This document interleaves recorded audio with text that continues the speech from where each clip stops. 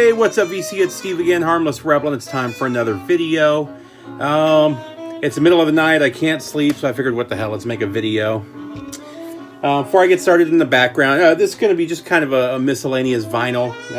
No metal here, no hard rock, just some miscellaneous stuff I've been listening to over the last few months. And the background, it's actually funny. I watched one of Aaron's videos a couple hours ago where he was talking about Yusuf Lateef. And I was actually going to pull out some Yusuf Lateef and listen to that. And then towards the end of the video, he mentioned Stan Getz. And he mentioned that he wasn't really a fan. And Stan Getz is one of those guys. He did a bunch of albums with João Gilberto. Who's a Brazilian bossa nova player, and a lot of people have tried to get me to check that out, and I've just never got around to it. But I do have one Stan Getz album. It's Stan Getz and Kenny Barone, and this was actually recorded just. I looked it up. I knew he died shortly after. He died like 3 months after recording this. This was his last recording. He actually had, I think it was liver cancer. During this show. This was in '91. And I usually don't buy any jazz albums other than, say, Miles Davis or Herbie Hancock or a few others. I'm not really into any jazz after '69. Like I said, there's a few guys. I didn't really get real heavy into crossover. Fusion. Some of the Miles Davis fusion stuff I really dig, though. And again, Herbie Hancock. But I really haven't ventured into much more. A lot of it I find to be really cheesy.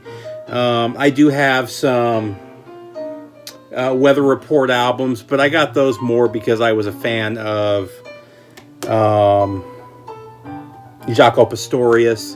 And honestly, I don't really listen to those either. They're just not really my thing. But I ran across this for like $1 somewhere, and Stan Getz was one of those guys I had always heard about. Kenny Barone is a very famous jazz pianist. So I grabbed this, and I kind of dig it.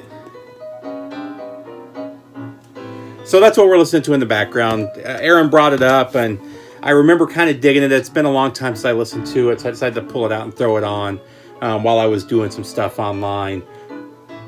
Tell me what you guys think. So let's just jump in.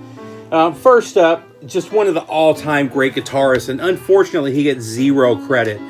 I think I've seen maybe 2 people ever show his albums. Of the 3 albums of his that I have, this one is the best. This album is amazing from beginning to end. I've heard a lot of the big name British blues guitarists. When you talk about who the greatest ever was, a lot of the guys will mention his name. This is a Tattoo from Rory Gallagher. And this is a MOV pressing from 2012. And man, this thing sounds phenomenal. Just an amazing album. I love the artwork.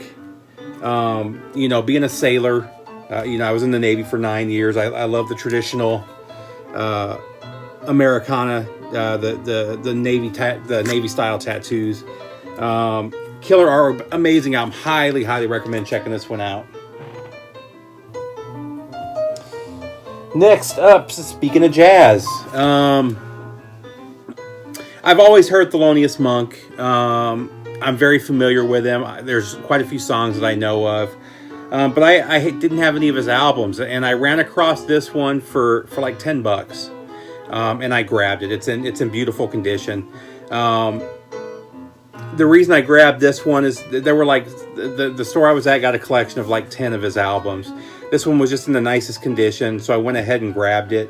And this album's absolutely phenomenal. I went on to read that this is generally considered one of his best albums, but this is Monk's Dream from Thelonious Monk, and this is a reissue from I think the 80s. It's actually a promo pressing. I don't know if you can see it right there. But it's just phenomenal. Let's see. Frankie Dunlap on drums, John Orr on bass, Charles Rouse on tenor, and then Monk on piano. I love this album.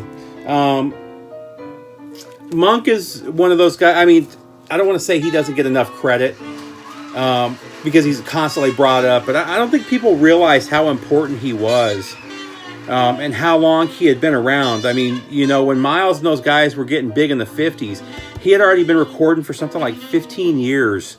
I mean, the Monk, he's just, his playing is just so beautiful. This stuff was all recorded in the early 60s. Let's see. October and November of 62 is when this was recorded. I haven't heard anything from Monk that I didn't absolutely love. Now, I haven't heard a lot of his later stuff. Most of the stuff I've heard is from the 50s and the early 60s. And I have heard some stuff from the 40s that's pretty good as well. But he's one of the godfathers of bebop. You know, he was right there, very instrumental in helping to create that sound. And then, of course, hard bop would come out of that, and he was there for that too. And just his innovation and what he brought to jazz, I just don't think he gets enough credit outside of being just an amazing pianist. But Thelonious Monk, again, one I highly recommend checking out. Next up, a little bit of Yes. This is this may have been the only album from Union back that I was missing, and it's just one that I never run across in good condition, and I finally ran across this one. I got it for like $7. The vinyl was absolutely mint. This is Tales from Topographic Oceans. Just beautiful artwork. Another great album from Yes. You can't go wrong with any of their stuff from the 70s. I personally like their stuff from the 80s too. You know, a lot of people kind of talk trash about them going pop and, you know, actually trying to make some money, I guess. But this one is great. This one was 70. I want to say this was like 76. But oh, it's a lot older than that. Sorry.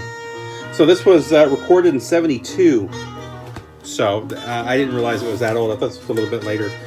Great album, though. Again, one definitely worth checking out. I'm sure most of you have heard Yes before. Actually, I can guarantee it, just based on their 80s output. Next up, the Fugees, the score. I don't show a lot of hip-hop because I just don't listen to it that much anymore. I've talked about where I grew up before. I grew up basically in the ghetto. I come from a mixed family. My brother and sister both have a black father who lived with us for quite some time. And he had sons, one son that was older than me, 2 years older than me. And just growing up where I grew up with hip-hop.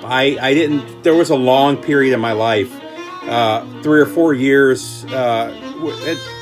At 41, that's not that long, but, you know, of my early formative years, there was a period of about 3 years where all I listened to was hip-hop, just because where I lived and grew up.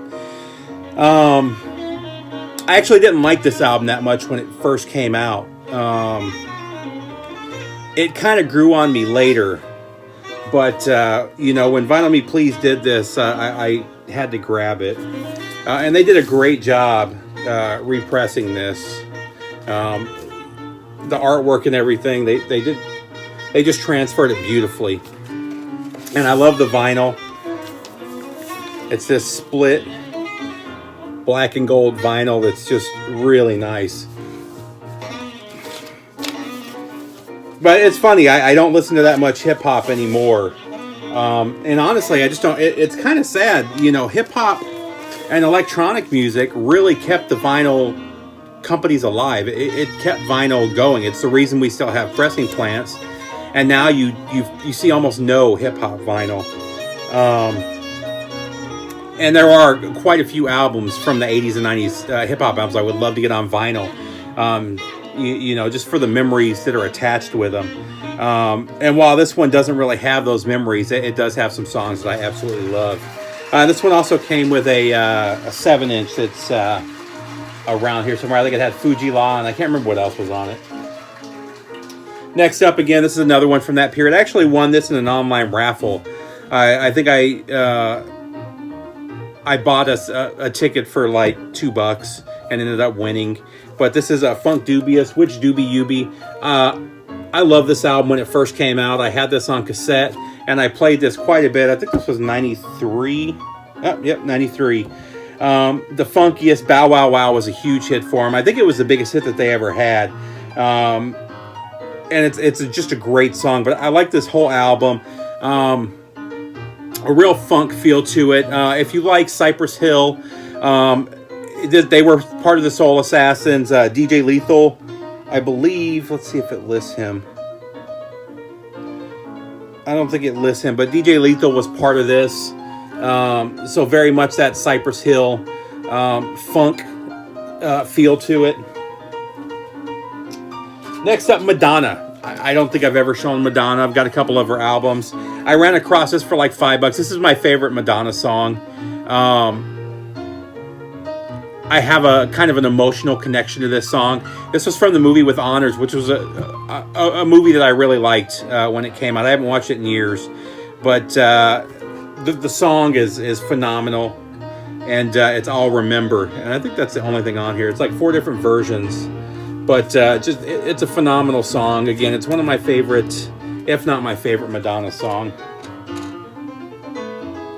Next up, just working on the Hendrix collection. As I run across these reissues, I grab them for a good price. A lot of these, they come out at like $39, you know. And the nice thing about the Hendrix is they print so many of them that I know if I wait a year or so, the price will go down. I think I paid $16 for this. But this is Hendrix in the West.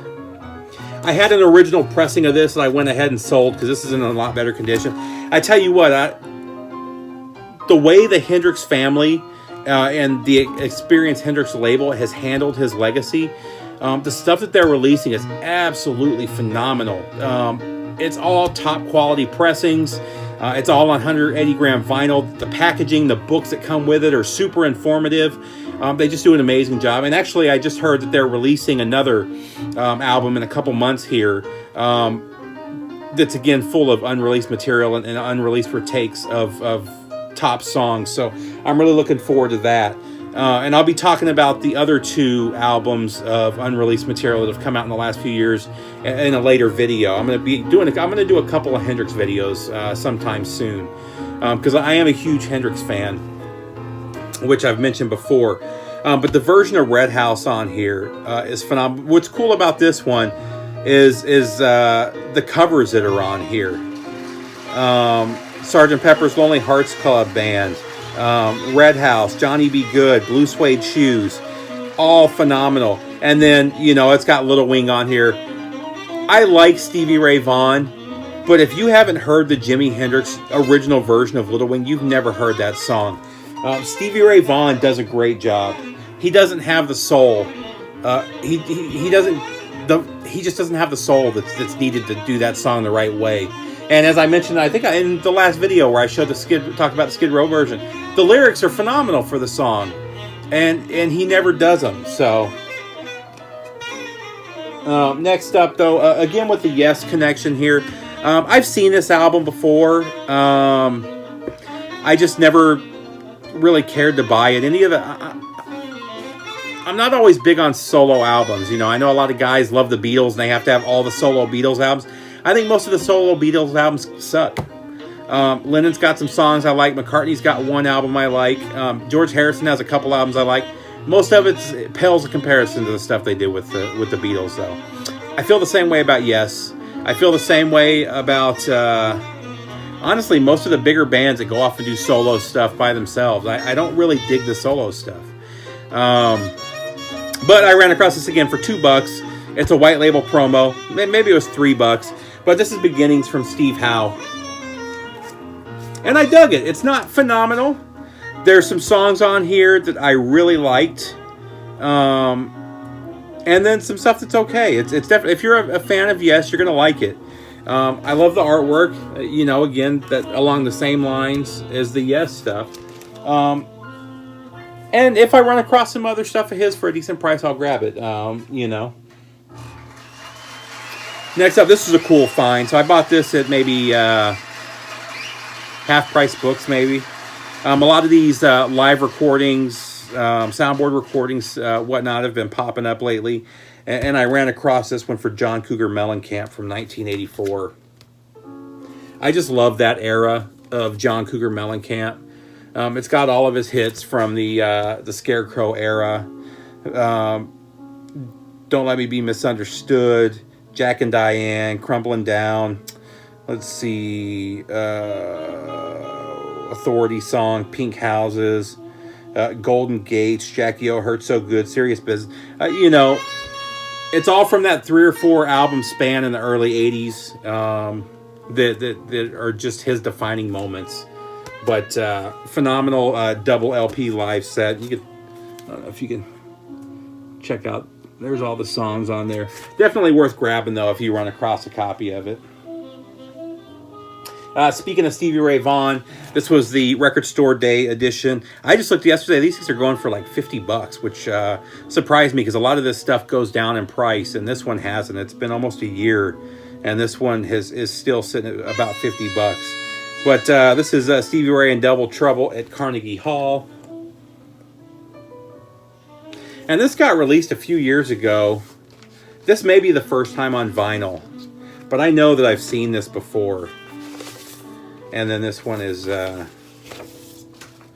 of a cool, like a brown and black, matching that what is it, sepia, that color on the album cover. This like the Mellencamp live in '84, but let's see. And you've got Jimmy Vaughn and Dr. John on here. Trying to... So yeah, it was originally released in '97. So...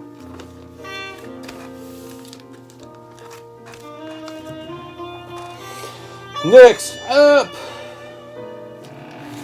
So this one I thought was okay. It's not outstanding. I've talked about Mark Kozelek before. I'm a huge fan of his, neo-folk artist. He's also the voice behind Sun Kill Moon, which is basically, he does some albums as Mark Kozelek, some as Sun Kill Moon. I can't really tell the difference between the two. But back in the 90s, he was in a band called the Red House Painters. And I had never really checked him out before. I understand in the late 90s they were huge. In the late 90s, I was in Japan. And 80% of what I was listening to was hip-hop at that point. So I was DJing at the time too, so that had a lot to do with it.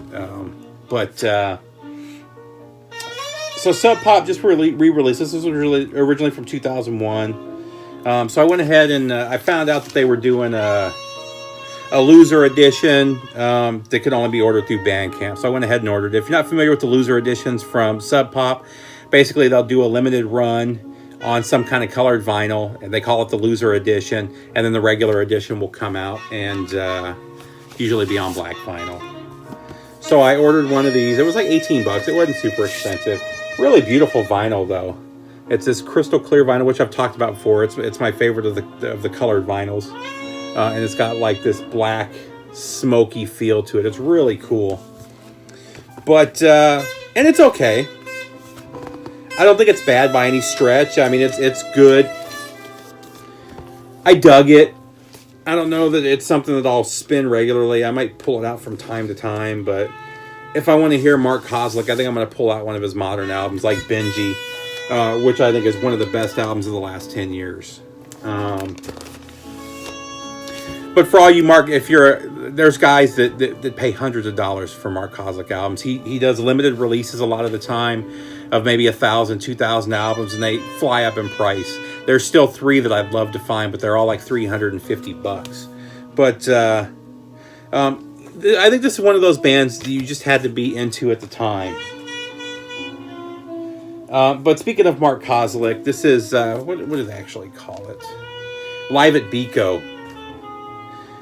Let's see. Does it say where that is?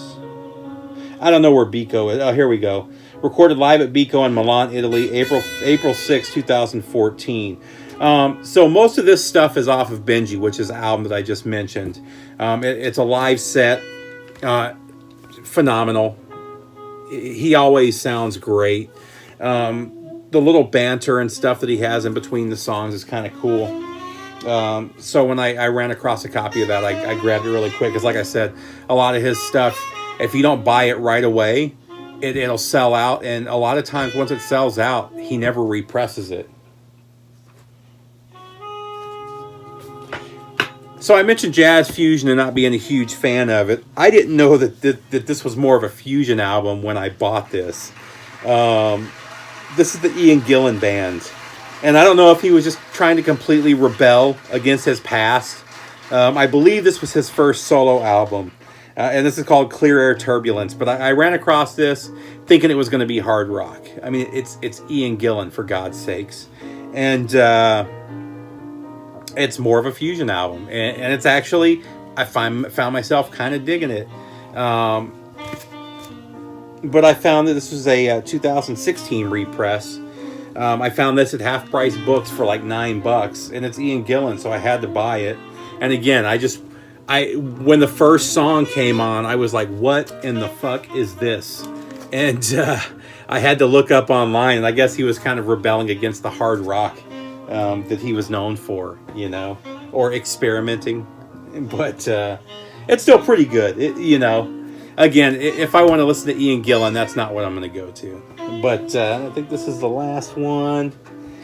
Yeah, last but not least, I may have shown some of their earlier stuff. This is kind of the end of what I like from them.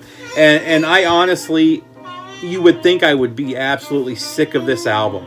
You couldn't get away from this album. What year was this? 98? Let me see. 99. You couldn't get away from this album from probably 99 to 2003. Anytime you went to a bar, it got played. If you went to a club, it got played. If you turned on the radio, it got played. They probably had 6 #1 hits off of this album, if not more. I actually bought my first copy of this in 99. I was in the Middle East. We were in the Persian Gulf. Anytime Saddam would kick out the inspectors, our ship would come. I was on the aircraft carrier. We would go in and do bombing missions into Iraq. After we left the Persian Gulf, we stopped in Thailand. I'm not going to talk about what happened in Thailand. What happens in Thailand stays in Thailand. But they had a guy selling bootleg CDs. And it was the nicest bootleg. I didn't realize they were bootlegs until I got on the ship and opened it up. And it was just like a single card, with the white on the back of it. But it was... the coloring, it was professionally printed, these bootlegs. But the colors were just kind of a little bit off. And that was the first place I had heard. Actually, no, when we were in Thailand is when we started hearing this song. Every bar that we went to, or every club we went to in Thailand, this was playing. And I've literally heard every song on here probably 1,000 times. That's not even an exaggeration. That's how popular this album was. And I had kind of given up on this band at this point. I liked their stuff through the mid-90s. And then they did some weird stuff. And I ran across this for like $15, $14. And I bought it because I thought it was an original pressing. I came to find out that there's only one way to tell the difference between the original and this repress. And from what I've read, this repress sounds much better. And this sounds beautiful. I mean, this sounds like a MoFi style pressing. It sounds amazing. But this is a Californication from the Red Hot Chili Peppers. So the matrix numbers, everything are identical. They used, I'm assuming, the same stampers. I don't know. Or the same plate to create the stampers. But it's the same matrix, the same everything. And the only way to tell the difference is on the bottom here. It says redhotchilipeppers.com and warnerbrothers.com.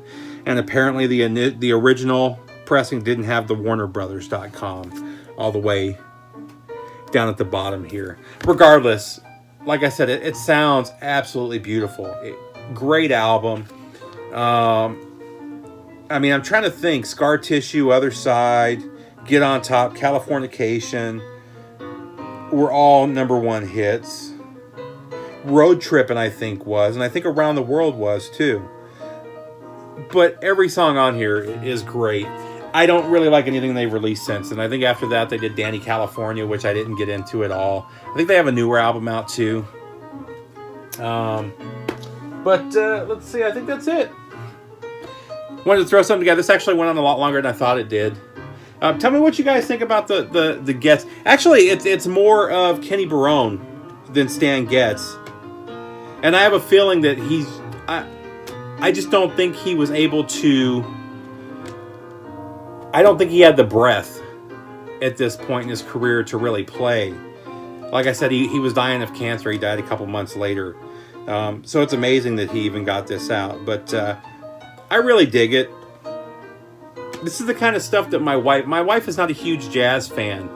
But like when I get up in the morning, I'll usually throw on some jazz while I'm getting ready. And it's usually this type of stuff. Because it's stuff that she can listen to. The more free stuff that I like, the Ornette Coleman's, whatnot, she can't get into. It just, to her, it's just noise. But when I play stuff like this, she really digs it. So that's it, VC. I hope everybody's good. Happy New Year. I think this is my first video of the year. I'll have something else up soon. Take care.